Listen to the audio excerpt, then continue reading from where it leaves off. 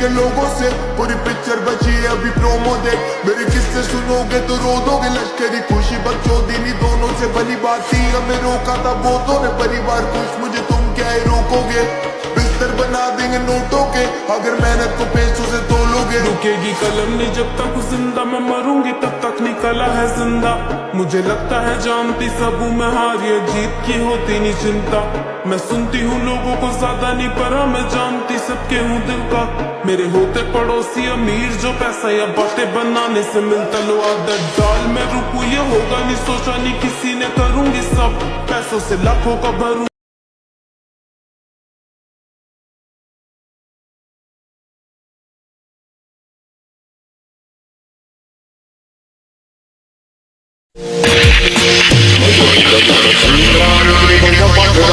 Bye.